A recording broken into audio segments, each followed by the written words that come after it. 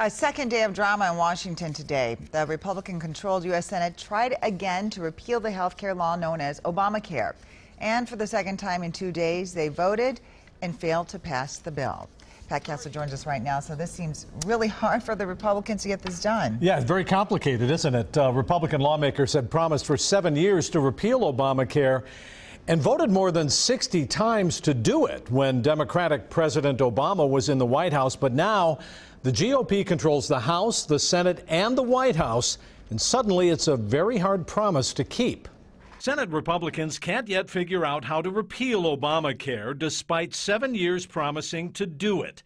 And on Wednesday, they stalled again. President Obama basically told you you were too stupid to make your own choices.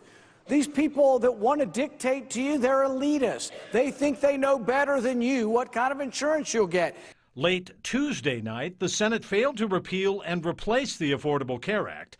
And on Wednesday, Senate leaders squared off again. This certainly won't be easy. Hardly anything in this process has been. But we know that moving beyond the failures of Obamacare is the right thing to do.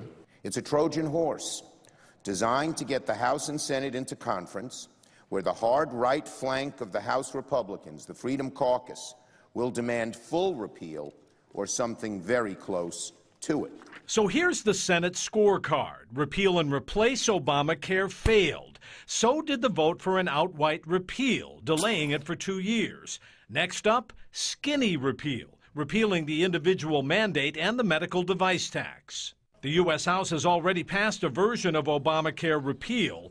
Minnesota Republican Congressman Jason Lewis called on senators to keep their promise. I will tell you this. If the Senate doesn't do some health care reform, they are not doing their job. Now, that is my observation. You can call that shaming if you want, but I think we did the heavy lifting in the House. That's what we were sent here to do, and the Senate ought to follow.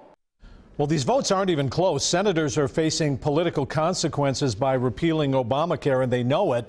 The Congressional Budget Office estimates that in their current forms, these Senate repeal bills could mean that up to 32 million people could lose health care coverage.